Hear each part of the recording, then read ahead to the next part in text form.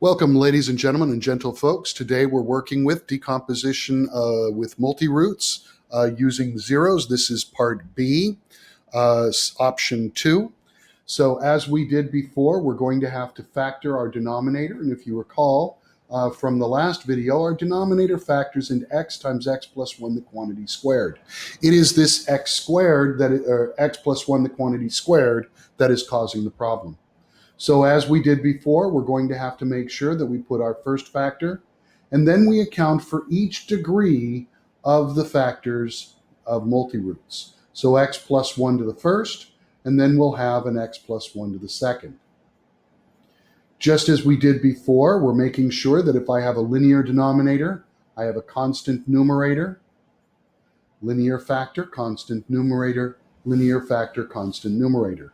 As before, we're also going to get our common denominator. So multiplying by x plus 1 the quantity squared, both in the numerator and the denominator, x plus 1, and then finishing with x. Once we have our common denominator, we're working with just the numerator. 5x squared plus 20x plus 6 must equal ax plus 1 the quantity squared plus bx x plus 1 plus cx. Now, ladies and gentlemen, gentle folks, this is where the two patterns diverge. And instead of foiling it out in order to find our system of equations, we're going to be working with the two zeros, x equals -1 and x equals 0. I'm going to go ahead and I'm going to use x equals 0 first. And you'll notice when I plug that 0 in, I get 0 plus 0 plus 6 equals 1a plus 0b plus 0c, and therefore 6 is equal to a. When we plug in the -1, we're ending up with 5 minus 20 plus 6 equals 0a plus 0b minus c. And therefore, when we add this together, we get -9 equals -c, for 9 equals c. But this is now where we have a problem. We have no more zeros to plug in. And because we have no more zeros to plug in, we're currently at a loss to find the b term. So in order to do this, what we're going to have to do is plug back a and c back into our problem.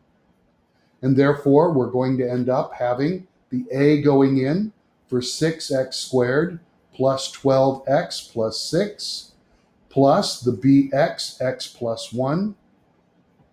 And then we have our c value giving us 9x.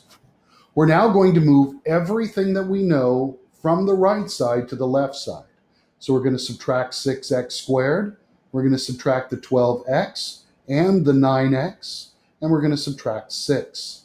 This leaves us with our -x squared minus x equaling bx x plus 1. Now I can divide everything by an x, or I can factor the right side. That's what I prefer to do.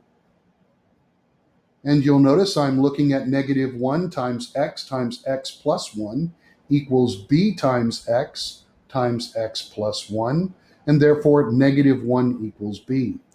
And I can now go through and put my answer as the 6 over x minus 1 over x plus 1 plus the 9 over x plus 1 the quantity squared. And this is our partial fraction. So you'll notice both have their place and both work well in finding the decomposition that we wish. I'll be going over some of the more complexities of decomposition in part C. Thank you and good night.